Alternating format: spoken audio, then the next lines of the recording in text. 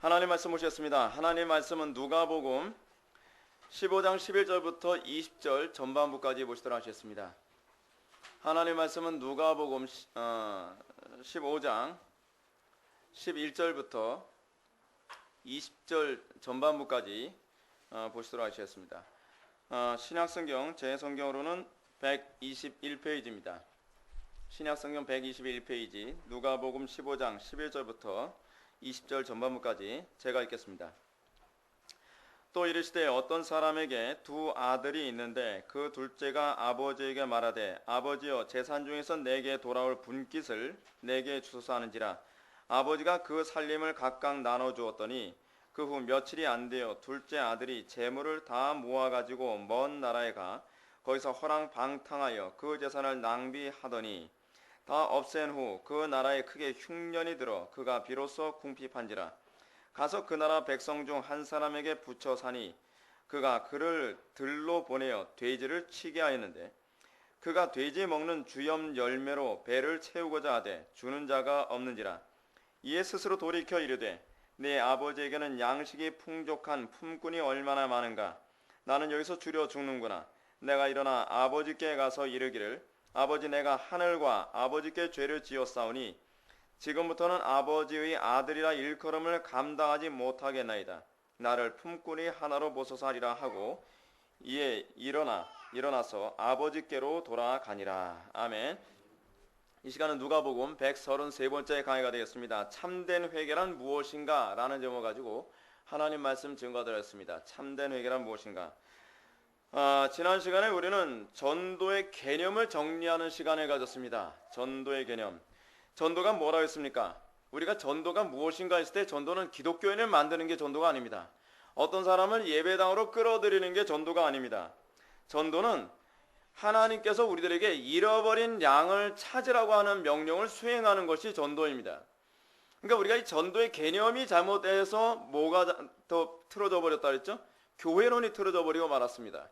교회론이 잘못돼 버리면 궁극적으로 모든 것이 다 망가지게 되어 있습니다. 그러면 잃어버린 영혼을 어떻게 찾아야 된다 그랬습니까? 첫 번째로 잃어버린 영혼을 찾는 것은 때를 얻든지 못 얻든지 뭐예요? 복음을 증거하는 거예요. 복음을 증거하여 복음에 반응하는 사람이 잃어버린 영혼인 것입니다. 두 번째는 복음을 전한 후에 복음을 듣는 사람으로 하여금 비용 계산을 하도록 하는 것입니다. 우리는 어찌하든지 복음을 전한 이후에 예배당에 끌어들이려고 마음 잡고 편하게 하지 않습니까? 예배당에 우리 교회 오면 너무 좋아. 우리 교회 오게 되면 무슨 영어 예배도 있고 우리 교회 오게 되면 뭐도 있고 자꾸 이 복음 이외에 그리스도 이외에 십자가 이외에 다른 것을 가지고 미끼 던지듯이 사람들 자꾸 예배당에 끌어들이려고 합니다.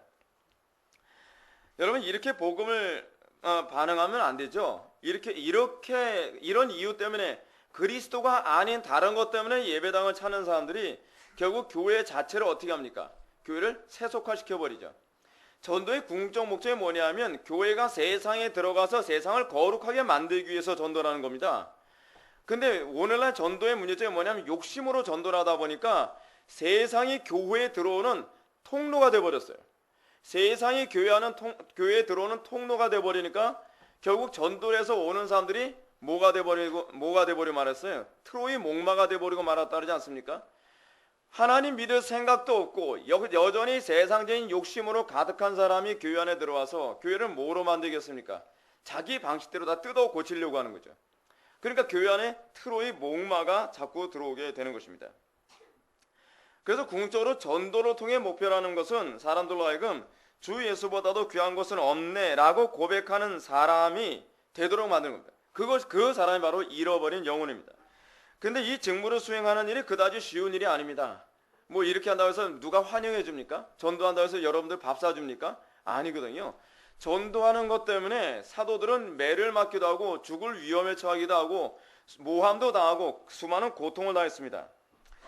사도들은 복음을 전하는 것으로 인해서 수많은 고통과 어려움과 위험을 감수할 수밖에 없었습니다.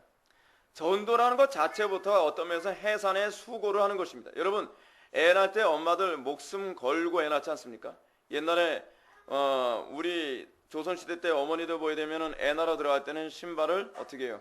돌려놓지도 않았다 그러잖아요. 내가 들어갔다가 살아서 나온다고 보장 못한다.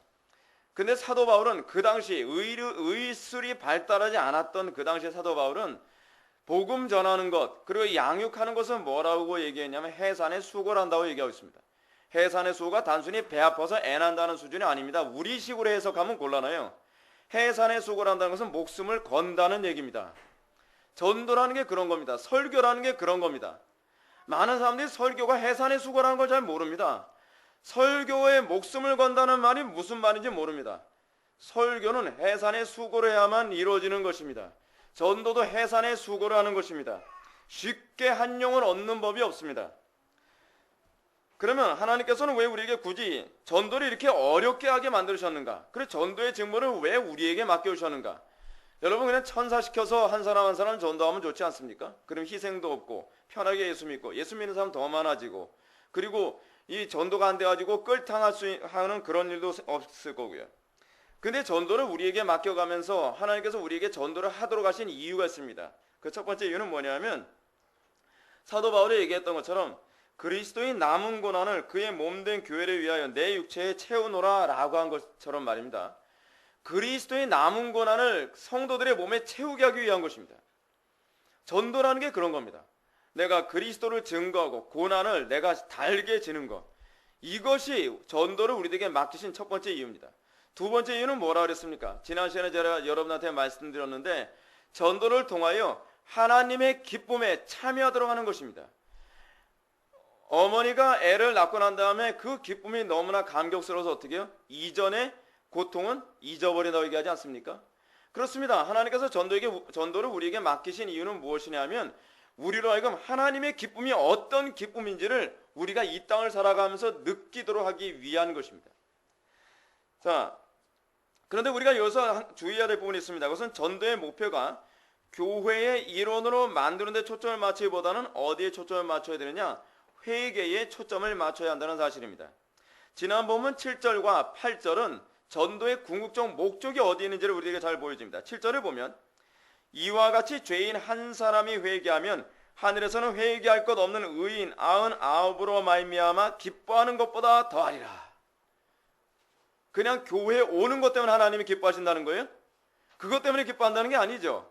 뭐 때문에 기뻐해요? 회개하는 것 때문에 기뻐한다는 거예요. 회개하는 것 때문에. 회개하지 않으면 하나님이 기뻐하실 이유가 없어요. 하나님이 전도를 얼마나 좋아하는지 아냐? 여러분, 전도 좋아한다는 이 말에 속지 마십시오. 하나님께서는 예배당에 돈 많고 권력 있는 사람을 가득 채우는 것을 기뻐한다는 얘기가 아닙니다. 예수님이 이 땅에 오셔서 바리새인들 전도하려고 애쓰지 않으셨습니다. 사두개인들, 그 부자들 전도하려고 애쓰지 않았습니다. 예수님이 전도의 대상이 누구였습니까? 죄인이에요, 죄인.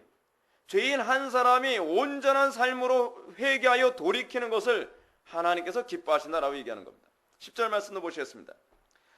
10절도 보게 되면 이와 같이 죄인 한 사람이 회개하면 하나님의 사자들 앞에서 기쁨이 되느니라 라고 얘기했습니다. 그렇습니다. 하나님께서 기뻐하시는 것은 개종을 기뻐하시는 것이 아닙니다. 천주교인을 기독교인으로 만들거나 불교인을 기독교인으로 만드는 것을 하나님이 기뻐하시는 것이 아닙니다. 하나님께서 기뻐하시는 것은 죄인이 의로운 삶으로 돌이키는 것입니다. 하나님과 아무 관계가 없던 사람이 하나님과 관계하며 사는 것을 기뻐하시는 것, 하나님께서 궁극적으로 목표하는 것이 그것입니다. 교회 안에 얼마나 많은 사람들이 하나님에 대해서 무감각하게 살아가는 사람들이 태반입니까? 하나님께서 그런 사람들을 기뻐하시는 것이 아닙니다. 하나님께서 기뻐하시는 것은 하나님과 관계하고 그 하나님과 관계하면서 기뻐하는 사람으로 만드는 것입니다. 근데 관계를 어떻게 하죠? 십자가로 하는 거예요. 십자가. 십자가가 우리 신앙의 핵심이에요. 그래서 우리의 신앙의 선배들은 그 찬송시의 가사가 주로 십자가를 찬양했습니다. 헬라인들에게는 미련하게 보이는 것이고 유대인들에게는 거치는 것인데 하나님을 아는 그리스도인들에게는 십자가는 찬송이 됩니다. 왜요? 우리가 하나님과 관계하고 그 안에서 기쁨을 누리는 감춰진 길이 있는데 그것이 바로 십자가이기 때문에 그렇습니다. 십자가를 알지 못하는 사람은 하나님과 교제하는 것이 무엇인지를 알 수가 없습니다. 여러분들이 항상 하나님께 그 기도하셔야만 합니다. 십자가의 비밀을 알게 하여 주옵소서. 그 십자가 안에서 기뻐한다는 것이 무엇인지 알게 하여 주옵소서. 그랬을 때 그 사람은 진짜 그리스도인이 돼가는 것입니다. 그렇다면 이제 순서적으로 관심을 가져야 될 부분이 있겠죠. 뭐죠? 참된 회개가 무엇인가에 관한 질문이 나올 법하지 않습니까? 그래서 오늘 본문이 참된 회개에 관해서 다루고 있는 거예요. 오늘 본문을 보게 되면 오늘 본문이 굉장히 깁니다. 오늘 본문 11절부터 이 15장 맨 마지막 절까지가 이제 나오는데, 소위 예수님의 비유 중에서 굉장히 긴 비유거든요. 아마 누가복음에서는 가장 큰 비유일 겁니다. 근데 이 비유를 우리는 흔히 이름을 어떻게 알고 있냐면 돌아온 탕자의 비유를 알고 있잖아요. 여러분, 여기서 주인공이 누굽니까? 탕자로 알고 있는데 탕자가 주인공이 아니에요. 여기서 주인공이 누구냐면 아버지가 주인공이에요. 아버지가 주인공이고, 그리고 이 아버지를 중심으로 하여 갈등을 일으키는 두 존재가 있는데, 하나는 누구냐면 둘째 아들이고, 그 다음에 문제가 드러나는 것이 첫째 아들입니다. 그래서 이 비유의 제목을 돌아온 탕자의 비유로 이해하기보다는 두 아들에 대한 아버지의 마음, 이렇게 이해하는 것이 이 비유에 대한 이 이해를 돕는 데 훨씬 더 좋은 제목이라고 생각합니다. 그래서 여러분, 1차적으로 얘기하고자 하는 대상이 누구냐면 아버지 곁을 떠난 탕자에 대한 아버지의 마음, 그리고 두 번째 뭐냐면 돌아온 탕자를 대하는 큰아들의 모습을 통해서 아버지가 어떤 마음을 품고 있는가에 관한 부분입니다. 그래서 이 비유가 대상이 어떻게 되냐면 1절과 2절에 잘 나타나는데, 죄인들과 예수님이 대화를 나누고 식사를 같이 하니까 그 바리새인들과 그 서기관들이 어떻게 해요? 막 비방하지 않습니까? 이러한 사건을 염두에 두고 이 비유가 나온 거예요. 그렇기 때문에 대상이 누구냐면 이 바리새인들하고 서기관들에게 회개하라고 외치는 부분입니다. 전도 설교가 아니에요, 사실은요. 이 부분 가지고 전도 설교 하시는 목사님들이 상당히 많은데, 이 본문은 전도를 위한 얘기는 아닙니다. 근데 물론 전도적 요소가 없는 건 아닌데, 전도를 위해서 우리에게 주어진 본문은 아니라는 얘기입니다. 이런 관점을 염두에 두고 이 비유에 대한 전체적인 맥락을 염두에 두시고 오늘 본문을 살펴보도록 하시겠습니다. 11절과 12절의 말씀을 다 같이 한 목소리로 읽겠습니다. 시작.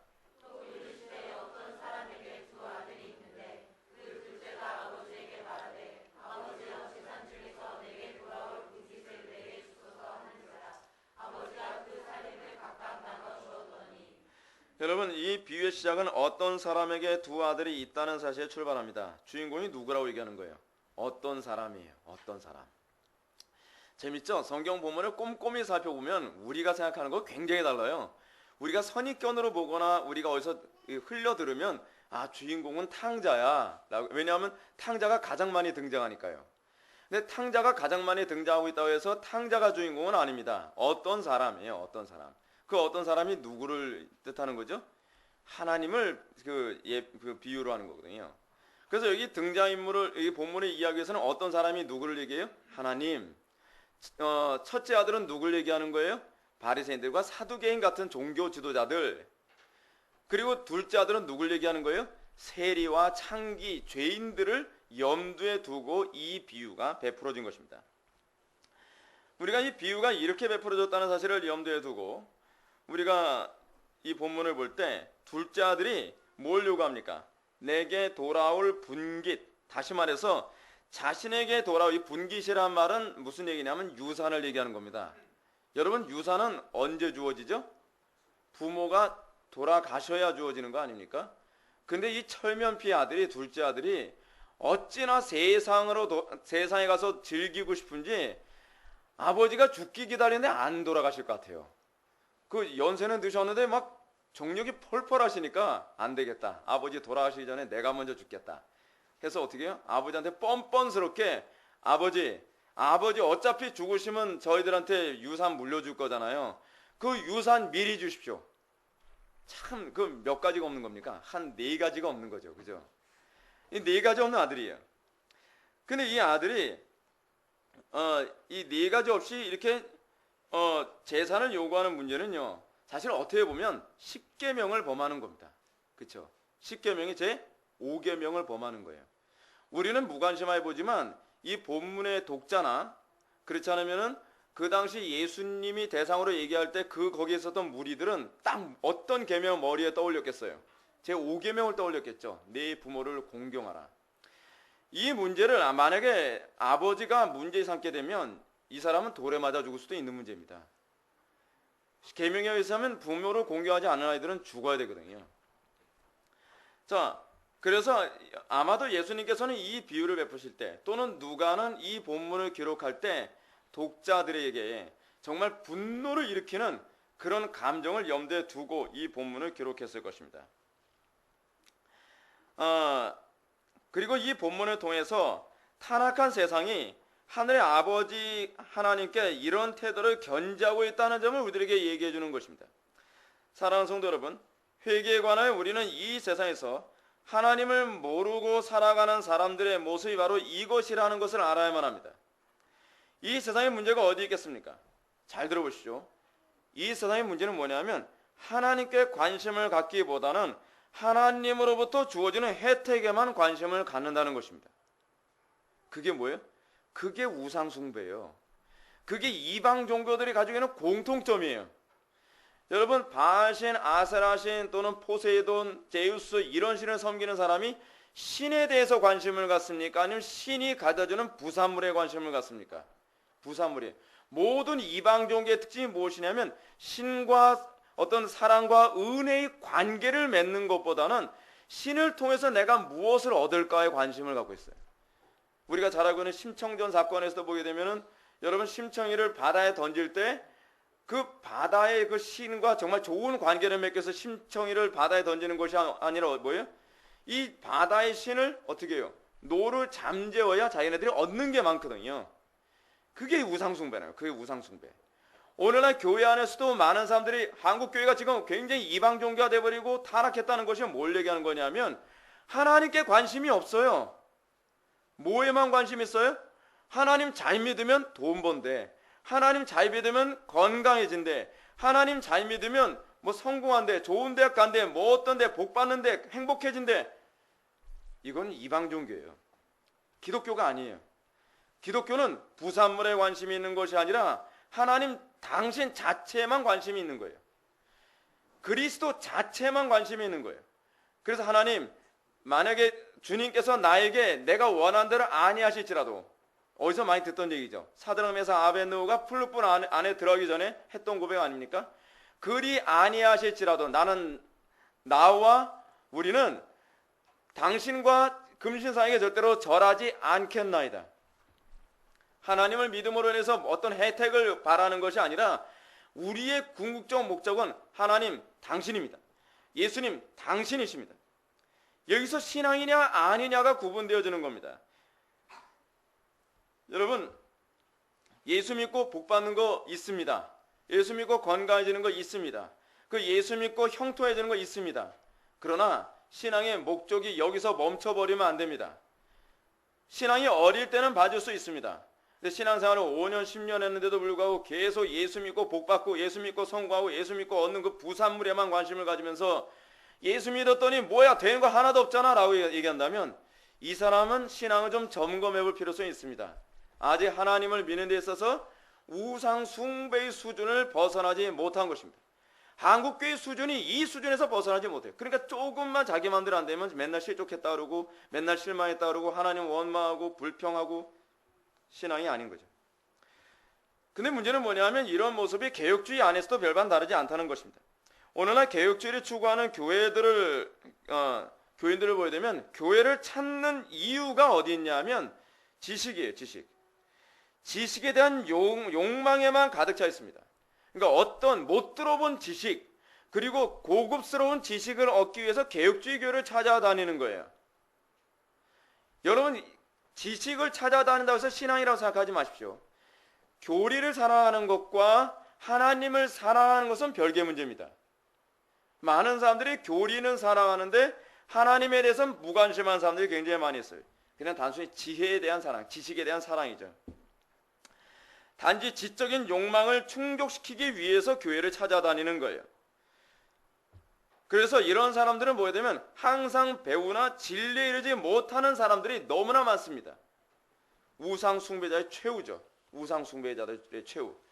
배운 교리는 많고 아는 것은 많은데 거룩함도 없고 그래서 하나님을 알려고 하는 욕망도 없어서 이단에 넘어가거나, 왜요? 이단에 왜 넘어가죠? 이단이 자기의 그런 타락한 욕구를 아예 노골적으로 채워준다고 약속을 하거든요. 그러니까 이단으로 넘어가는 거예요. 교리를 많이 배웠어도 이단으로 넘어가요. 교리를 많이 가르쳤다고 해서 여러분 신천지에 안 넘어갈 거라고 생각합니까? 제가 해보니까 아니에요. 욕심을 버리지 않는 한 교리를 아무리 많이 가르쳐도 신천지에 넘어갈 사람은 다 넘어갑니다. 문제는 하나님이 목표인 사람만, 하나님만이 신앙의 궁극적인 본질이라고 생각하는 사람만 이단으로 넘어가지 않고 그 믿음이 주님 오시는 그날까지 끝까지 굳건하게 설 수 있는 것을 믿으시기 바랍니다. 이제 우리는 예수님께서 인간 타락의 핵심 문제에 대해서 이렇게 가르치시는 점을 염두에 두면서 이 타락한 인간에게 어떤 방식으로 참된 회개의 열매가 나타나도록 우리를 인도하고 있는가, 여러분 이 부분을 좀 살펴보도록 합시다. 이게 아주 굉장히 흥미롭습니다. 13절과 14절의 말씀을 보시겠습니다. 그 며칠이 안 되어 둘째 아들이 재물을 다 모아가지고 먼 나라에 가 거기서 허랑방탕하여 그 재산을 낭비하더니 다 없앤 후 그 나라에 큰 흉년이 들어 그가 비로소 궁핍한지라. 본전은 탕자가 아버지로부터 받은 유산을 어떻게 사용했는지를 잘 보여주고 있습니다. 배은망덕하고 불효막심하게 아버지한테 돌아가시면 주실 그 유산 미리 주셔가지고 받은 재산을 가지고 어떻게 했는가. 첫 번째로 그는 아버지로부터 받은 유산을 가지고요 먼 나라로 갔다고 얘기합니다. 재산을 가지고, 아버지가 재산을 줬으면 아버지하고도 가까워야 되잖아요. 아버지가 재산을 줬으면 어떻게 해요? 아버지가 더 좋은 유대관계가 있을 것 같잖아요. 그런데 그 재산을 가지고 어떻게 했다고요? 먼 나라로 가버렸다는 거예요. 한국교회 안에서 그런 사람들 많지 않습니까? 병 고쳐주면 예수 잘 믿을게요 했더니 병 고쳤더니 더 먼 나라로 가버려요. 이 사업 문제만 해결해주면 내가 정말 예수 잘 믿을게요. 웬걸요? 사업 문제 해결되니까 더 먼 길로 가버려요. 가정의 문제 해결했더니 더 먼 나라로 가버려요. 삶의 인생의 문제 해결해줬더니 더 먼 나라로 가버려요. 그거 얘기하는 겁니다. 그거 얘기하는 거예요. 두 번째로, 타락한 인간은 이 유산을 아버지 하나님을 위해 사용하기보다는 허랑방탕하여 그 재산을 낭비하는 데 썼다는 것입니다. 하나님께서 우리에게 건강 주셨더니, 하나님께서 우리에게 평안한 가정을 주셨더니, 하나님께서 우리에게 재물을 주시고, 하나님께서 우리에게 성공을 주시고 명예를 주시고 문제를 해결해 줬더니 어떻게 해요? 그거 가지고 하나님 영광 위에서 사용하는 것이나 아니라 뭐예요? 자기의 육신의 욕망을 채우는데 더 이것을 사용하는데 애썼더라. 그 얘기하자는 거예요. 예수님께서 하시는 말씀이. 실제로 오늘날 이 나라를 보면 우리는 그 사실을 점점 뼈저리게 느낍니다.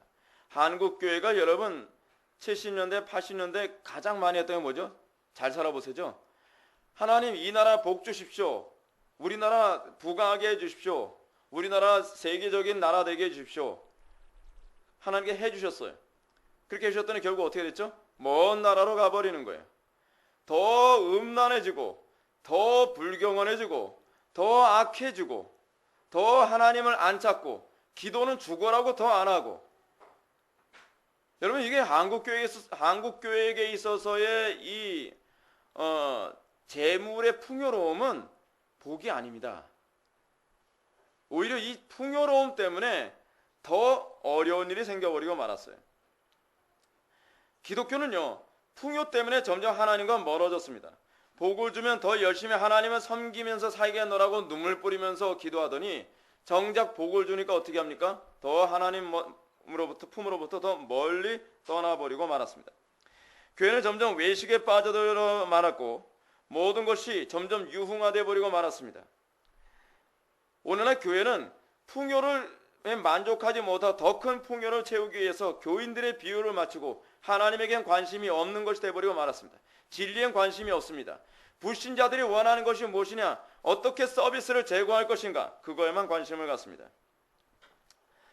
그래서 하나님으로부터 받은 풍요와 성공과 지식과 건강과 행복을 가지고서 어떻게 해요? 허랑방탕하게 살아가고 있다는 거예요. 그것이 오늘 본문에서 우리들에게 얘기하는 부분입니다. 요즘 교인들은 하나님의 영광 위해서 재물과 시간과 지식과 건강을 사용하는 데 또한 얼마나 인색합니까? 옛날에 우리나라는 가난했을 때는요 하나님의 영광에서 자기 집을 파는 것도 주저하지 않았어요. 가난했을 때. 근데 풍요로울 때는 어떻게 해요? 11조 내는 것도 이제는 아까워해요. 이상하죠? 더 풍요로워졌는데 더 인색해요. 옛날에는 정말 밥 벌어먹고 살기 힘들 정도로 시간이 없어도 새벽에 일찍 나와서 기도하고, 그리고 짬나는 시간에 나와서 어찌하든지 교회 돌아보고, 짬나는 시간마다 어찌하든지 어려운 이웃들 돌아보고 있었던 것이 한국초대교회의 모습이었는데, 오늘날에는 시간 넉넉해지니까 어떻게 합니까? 금요일 저녁부터 외국으로 놀러 갈 마음만 자꾸 갖고 있어요. 우리나라는 요즘 돈이 많은 게 이게 문제라서요. 무슨 그 스트레이트로 노는 날이 딱 연결되어지면 한 5일 정도 노는 날 되면은 비행기 표가 금방 매진돼 버린다는 거예요. 여러분, 이건요 심각한 문제입니다. 그 시간을 가지고 뭐 해야 돼요? 하나님의 영광을 나타내고 어떻게 하든지 이웃을 돌보고, 그리고 어찌하든지 내가 기도를 더 많이 해야 되겠다라는 시간을 확보하려고 하는 것이 아니라, 기도 시간은 점점 더 줄어들고, 성경 묵상하는 시간은 점점 더 줄어들고, 이웃을 위해서 내 시간을 활용하는 건 점점 더 줄어들고, 노는 시간만 더 늘어나 버리고 만 거예요. 허랑방탕하게 사는 것입니다. 사랑하는 성도 여러분, 하나님께서 우리에게 건강과 풍요와 성공과 안락함을 주셨을 때 그 모든 은택은 무엇을 위해서 주셨다고 생각을 합니까? 그것을 통해서 하나님을 섬기고, 그것을 위해서 하나님을 영화롭게 하며, 그것을 통해서 이웃을 섬기고, 그것을 통해서 헐벗고 고통받는 사람들에게 뭔가 덕을 끼치고 선을 행하라 우리에게 주신 것 아닐까요? 그런데 우리는 정작 그 은택을 어디에 사용하고 있습니까? 점점 더 먼 나라로 떠나기 위한 비용으로 사용하고 있습니다. 이 돈이라도 없으면 멀리 가지도 못하는데 돈이 많아서 더 멀리 가요. 그리고 하나님을 대적하고 하나님으로부터 더 멀리 떠나기 위한 수단으로 사용하고 있습니다. 가난하고 궁핍하며 아쉬울 때는 하나님을 찾다가 정작 등 따스하고 아쉬운 것 없으면 하나님 떠날 궁리만 하고 있는 것, 이것이 오늘날 이 시대 교회의 모습입니다. 그러면 이들이 어떻게 해야 회개하고 돌아오겠습니까? 오늘 본문은 그걸 다루고 있습니다. 예수님은 이 비유를 통해서 사사기를 떠올리게 합니다. 여러분, 사사기를 잘 생각해 보십시오. 이스라엘 백성들이 가나안 땅의 진군에서 여호수아를 통해서 가나안 땅을 많이 정복하고 나니까 이스라엘 백성들이 등 따스하고 배부르기 시작합니다. 그러니까 어떻게 합니까? 우상 숭배에 빠져들죠. 하나님이 목적이 아니라 풍요가 목적이 돼버리죠. 바알과 아세라를 섬기죠. 그리고 이방 종교와 하나로 혼합되어져 버리죠. 사사기 시대의 모습을 그대로 연상하게 합니다. 자, 사사시대에 타락한 이스라엘이 하나님을 찾게 된 때가 어때였어요? 항상 그들이 음란하듯 섬기던 가나안 족속들과 우상들에게 철저히 짓밟히고 모든 식량을 약탈당하게 될 때 비로소 하나님께 부르짖었더라 라고 하는 얘기가 그제서야 나옵니다. 14절을 보면 예수님은 다 없앤 후 그 나라에 크게 흉년이 들어 그가 비로소 궁핍한지라 라고 말씀하고 있습니다. 그대로 그걸 우리에게 떠올리게 하고 있어요. 그러나 이 부분을 좀 더 정확하게 이해하기 위해서 저는 바른 성경의 번역을 다시 한번 읽어드리고 싶습니다. 바른 성경은 이 부분을 이렇게 번역했습니다. 그가 모든 것을 탕진해 버렸을 때에 그 지방에 큰 흉년이 들어 그가 궁핍해지기 시작하니 라고 해요. 참 흥미롭죠. 탕진해 버리자마자 엎친 데 덮친 격으로 돈도 없는데 거기 흉년이 들어서 더 먹고 살기 힘들어졌어요. 그가 궁핍해지기 시작하니 라고 이렇게 번역을 하고 있습니다. 그래서 하나님의 품을 떠나 세상에 심취하여 살아가는 사람들이 하나님의 품을 다시 그리워하고 떠올리는 시점이 어디부터인가 라고 하는 부분을 우리들에게 잘 보여주고 있습니다. 언제부터요? 아쉬울 때부터요. 아쉬울 때부터. 여러분, 우리 그렇지 않습니까? 실제로적으로도 이거 굉장히 인간적인 표현을 해주고 계신 거거든요.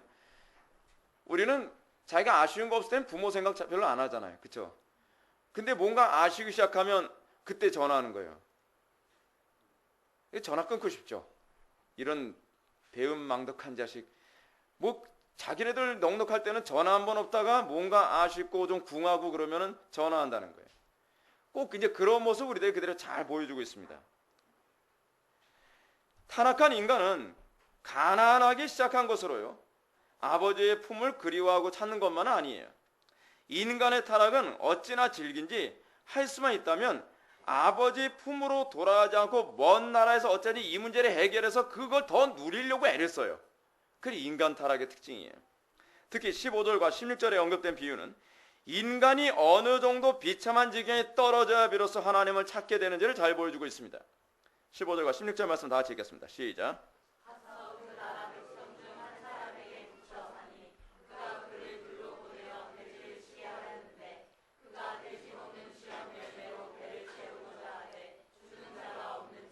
타락한 인간은 웬만큼 가난해지고 웬만큼 어려움에 처하지 않고서는 하나님께 손을 벌리지 않습니다.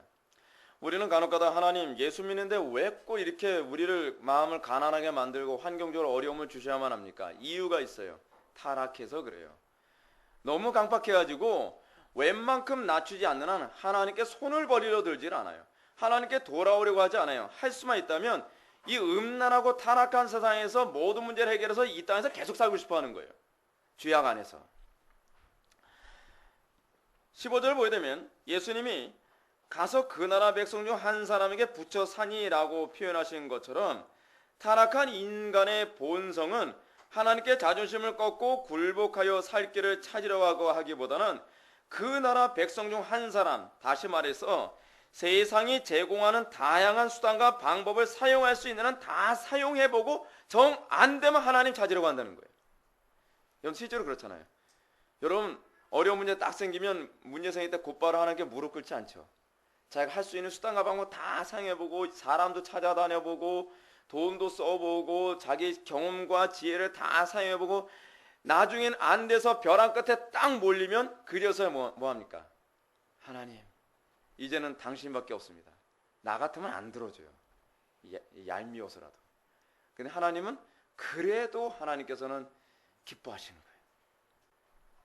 여러분 여기 하나님의 자비로우심과 긍휼하심이 막 묻어나오지 않습니까?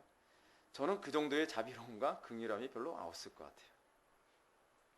근데 문제가 무엇입니까?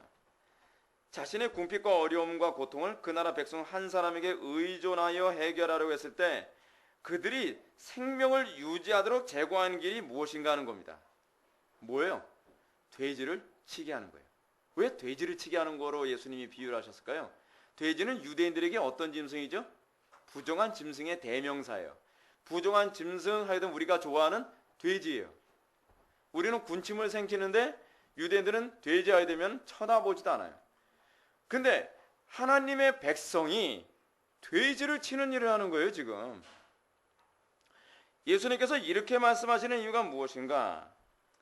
다시 말해서 하나님께 돌아오지 않고 먼 나라 백성의 힘을 빌려서 자신의 궁핍을 해결을 할 때 그들이 요구하는 것이 무엇이냐는 거예요. 어떻게 우리들로 하여금 이 문제를 해결해 주겠다고 도와준다고 하느냐?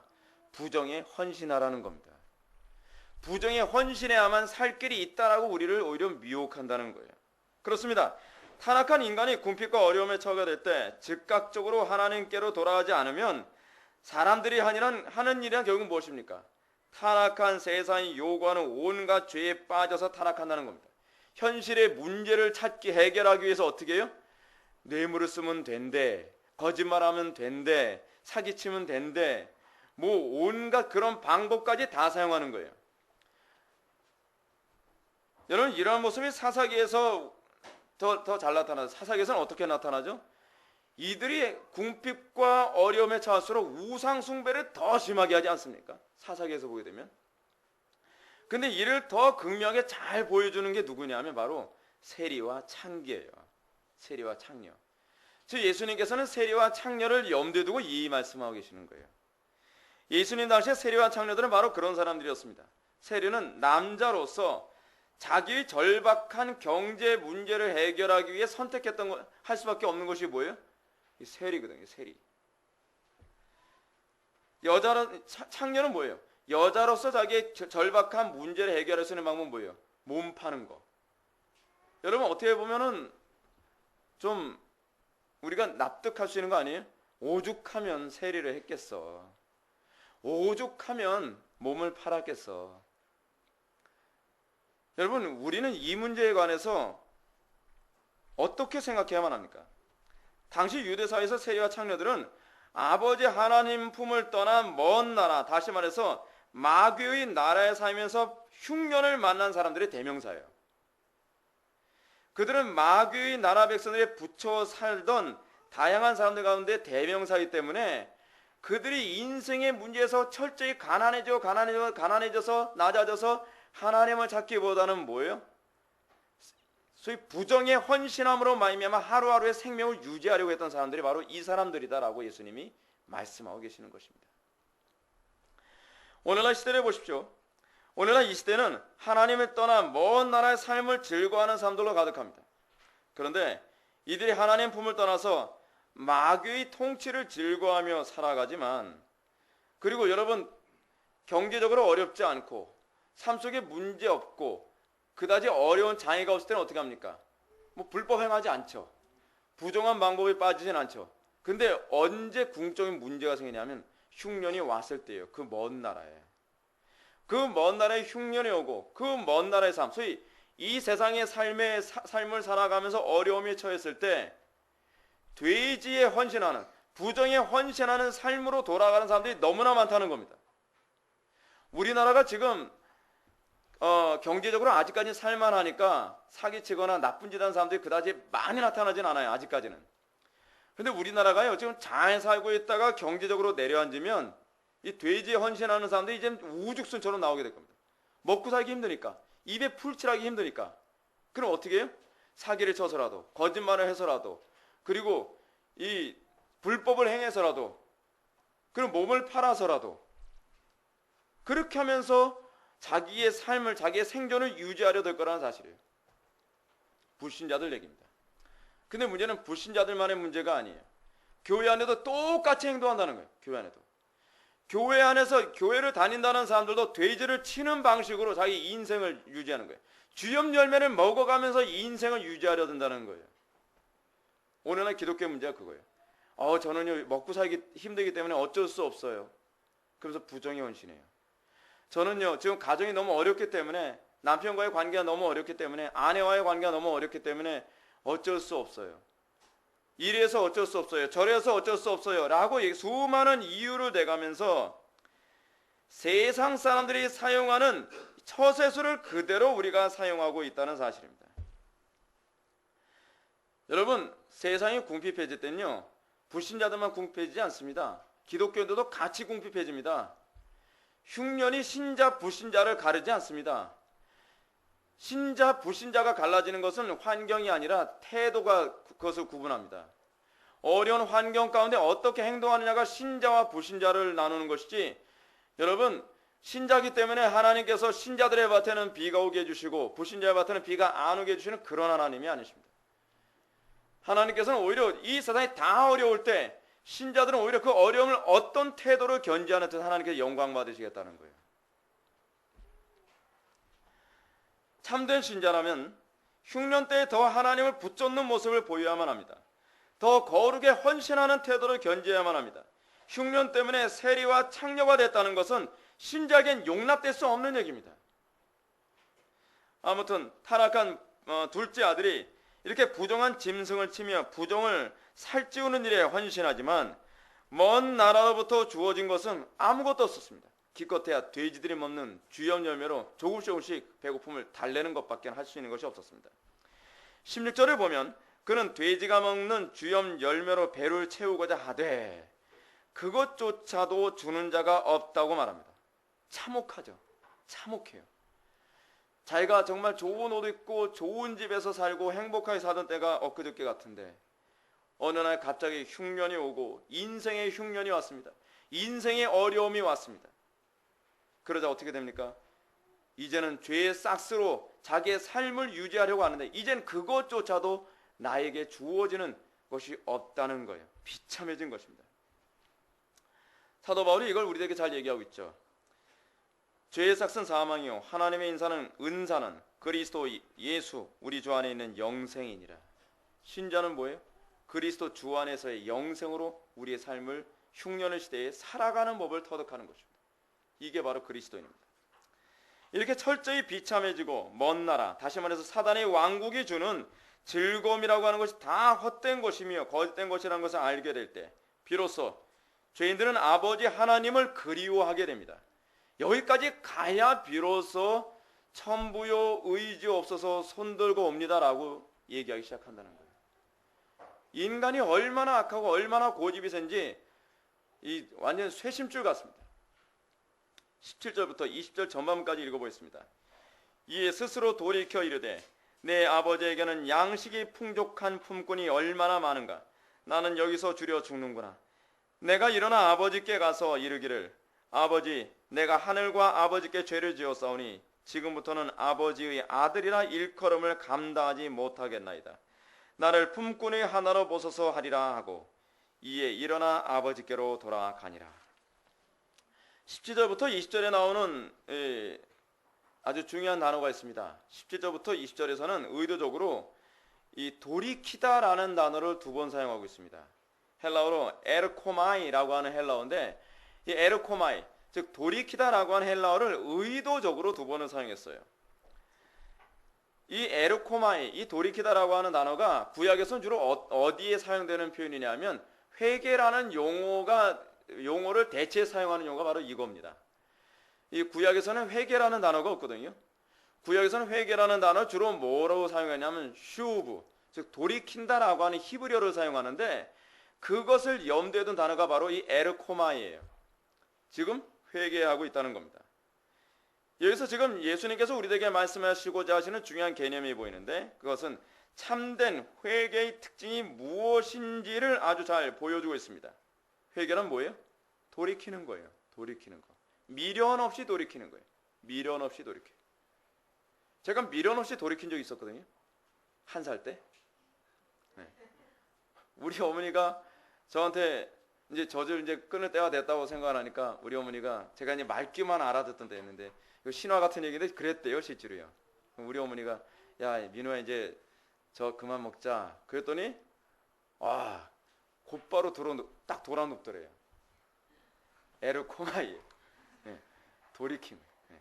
다시는 쳐다보지도 않았어요. 우리 어머니 되게 서운하셨대요. 근데 그게 회개예요. 에르코마이. 다시는 뒤돌아보지 않고 돌이키는 것입니다. 그럼 어떻게 돌이키냐가 이제 중요한데, 17절에서 보게 되면 스스로 돌이켜라고 말하는데, 이는 회개의 첫 번째 단계가 어떻게 나타나는지를 우리에게 잘 보여줍니다. 즉 회개의 첫 번째 단계로서의 돌이킴이란 세상을 향했던 마음을 돌이키는 거예요. 세상을 향했던 목적을 돌이키는 거예요. repent.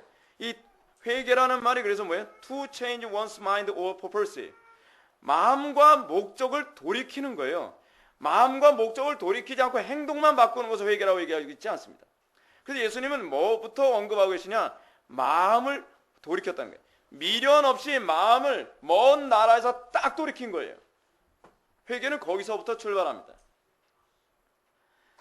자, 여기서 보게 되면 내 아버지에게는 양식이 풍족한 품꾼이 얼마나 많은가라고 얘기하고 있습니다. 그는 마음이 이제는 아버지께로 향하고 있습니다. 세상에 대한 미련은 없어졌습니다. 하도 배신도 많이 당하고 하도 이제는 학을 떼어서 이제는 아버지만을 자꾸 돌아보게 됩니다. 먼 나라에 대한 배신감이 나는 여기서 줄여 죽는구나 라고 말하는 말로 표현되어지고 있습니다.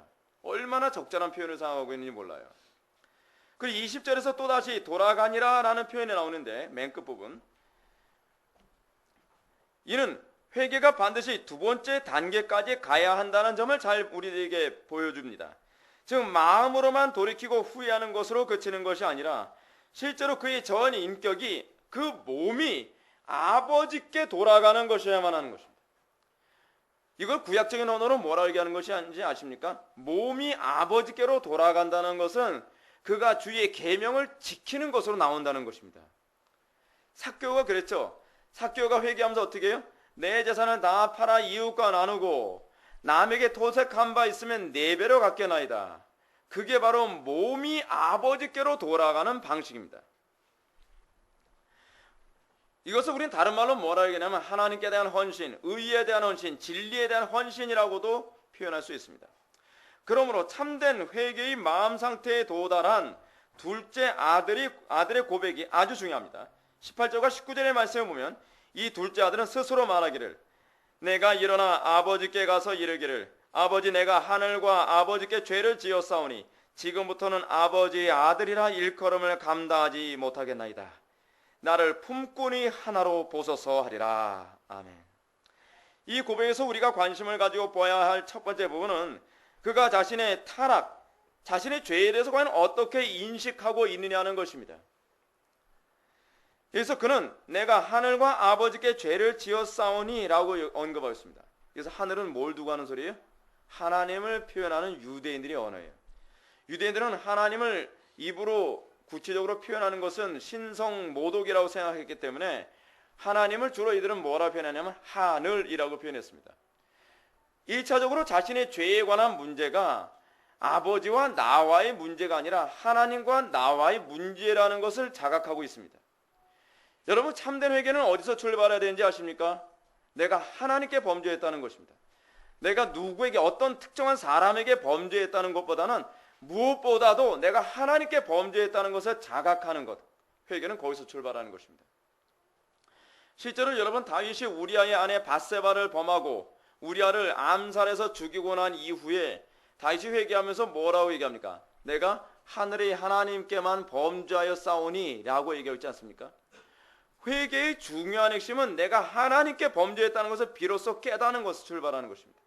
내가 하나님의 심판 가운데 떨어질 수밖에 없는 존재, 하나님의 긍휼이 없으면 나는 하나님의 영원한 멸망을 당할 수밖에 없는 존재라는 것을 자각하는 것에서 출발합니다. 그리고 또 하나, 그것으로 끝나는 것이 아니라, 종교적인 자각으로 끝나는 것이 아니라 내 이웃에 대한 안타까움과 괴로움과 미안한 마음을 품고 그 이웃과의 관계를 다시 회복하는 것으로 돌아가는 것, 그것을 지금 여기서 보여주고 있습니다.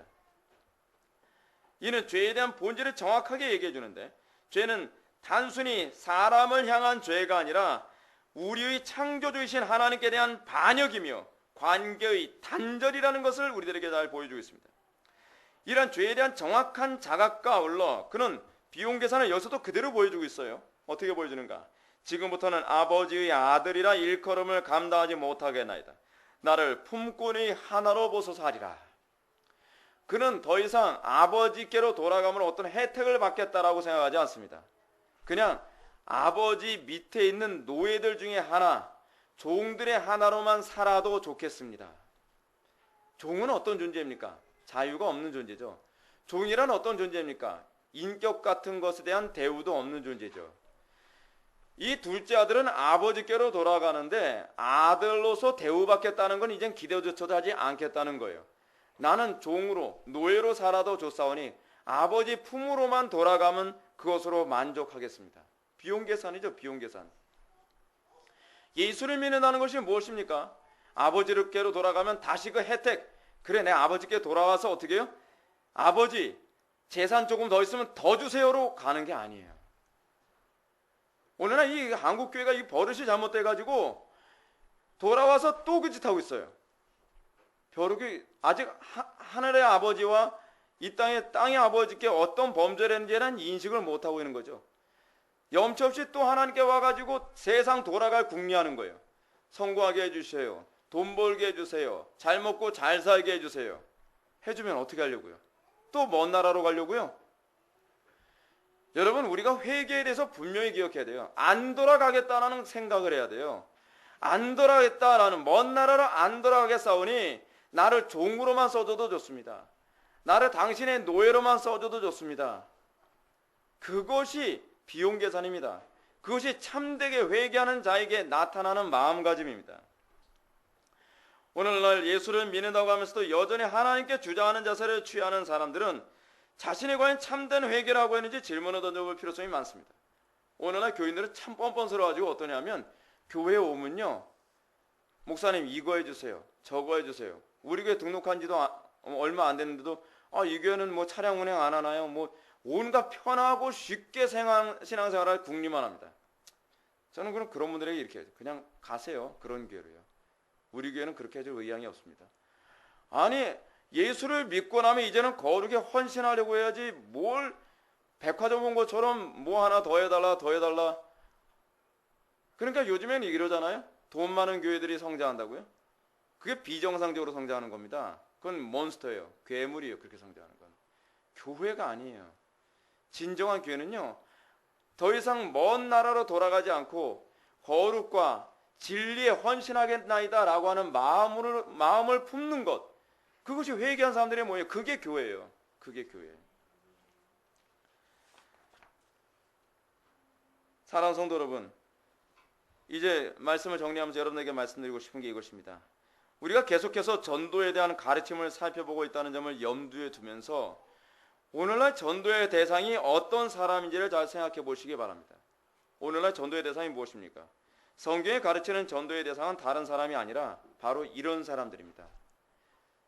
철저히 세상에서 모든 비참함과 고통을 맛보고 이제는 그 마음이 가난해질 대로 가난해져서 이제 아버지께로 돌아가는 길밖엔 다른 길이 없구나 라고 절박한 상태에 있는 사람들, 그 사람들이 우리의 전도의 대상입니다. 이런 사람들은 그 마음이 낮아지고 심령이 가난해진 사람입니다. 또 상한 심령을 가진 사람들입니다. 표면적으로는 부정한 삶에 헌신하는 사람일 수 있습니다. 표면적으로는 오늘 성경에 나오는 세리나 창녀 같은 사람일 수도 있습니다. 또는 동성애자 같은 사람일 수도 있습니다. 또는 조직폭력배 같은 사람일 수도 있습니다. 또는 사기꾼 같은 사람일 수도 있습니다. 그런데 뭐라고요? 이런 사람들이 이런 죄악에 빠져있는 이유가 어디 있다고요? 자기 스스로 살 길을 찾으려고 하다가 더 이상 자기 힘으로는 점잖은 방법으로는 살 길을 찾을 수 없으니까 돼지 치는 일이라도 해서 자기 인생을 어떻게 하지 유지해 보자고 하는 비참한 상태에 있는 사람들이라고 얘기하고 있는 것입니다. 그들은 우리가 멸시해야 될 대상이 아니라 정말 긍휼히 여겨야 될 대상입니다. 오죽하면 저 상태에 있는가. 여러분, 우리가 기독교인들이 동성애자들을 우리가 미워하는 게 아닙니다.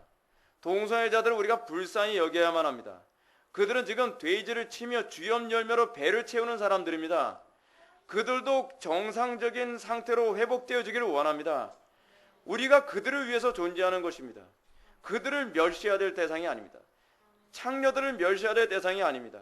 세상의 살인자들, 범죄자들 우리가 멸시해야 될 대상이 아닙니다. 그들이 지금 하나님을 몰라서 돼지를 치며 주염 열매로 배를 채우고 있는 불쌍한 존재들입니다. 긍휼의 눈으로 쳐다볼 줄 아는 안목이 우리들에게 열려야만 합니다. 그들에게 복음을 전하고 그들에게 살 길이 있다는 것을 알려줘야만 합니다. 아버지께로만 돌아오면 풍요가 있고 아버지께로만 돌아오면 살 길이 있다는 것을 알려줘야만 합니다. 그들에게 복음을 전했을 때 그들이 정말 우리가 신앙생활하는 것보다 더욱더 바르게 신앙생활할 거라고 저는 믿습니다. 그들은 먼 나라의 흉년에 처한 사람들이며 그 흉년 속에서 하나님을 모르는 가운데 살 길을 찾다가 도달한 상태가 그 비참한 상태일 뿐입니다. 우리 주변에는 오늘도 먼 나라에 소속되어서 살아가지만 여전히 쥐염 열매로 간신히 배를 채우며 살아가는 사람들이 많이 있습니다. 이들이야말로 전도의 대상들이며 이들은 지금도 우리 주변에서 스스로 돌이켜 이르되 내 아버지에게는 양식이 풍족한 품꾼이 얼마나 많은가. 나는 여기서 주려 죽는구나 라고 탄식하며 하루하루를 살아가고 있을 것입니다. 우리는 이런 사람들 향해서 끊임없이 전도해야만 합니다. 이런 사람들을 위해서 기도해야만 합니다. 이런 사람들 향해서 우리가 긍휼과 사랑을 베풀 줄 알아야만 합니다. 그것이 하나님께서 우리에게 향한 뜻인 것을 믿으시기 바랍니다. 다 같이 기도하시겠습니다. 사랑이 많으신 하나님 아버지, 우리가 오늘 이 시간 둘째 아들의 이 타락한 모습을 통하여서 하나님 아버지의 마음이 어떤 마음인지, 또한 우리가 그들을 어떤 태도로 우리가 바라보아야 될지 다시 한번 살펴봤습니다. 아버지 하나님, 우리가 이 말씀을 기억하고 우리 주변에 있는 그 전도 대상자들을 볼 때에 그들이 비록 돼지에게 헌신하며 부정에 헌신된 삶을 살지라도 우리가 그들을 사랑과 긍휼의 눈으로 바라보며 주께로 인도할 수 있는 믿음과 담대함과 능력을 소유할 수 있도록 은혜 베풀어 주옵소서. 예수님의 거룩하신 이름으로 기도하옵나이다. 아멘.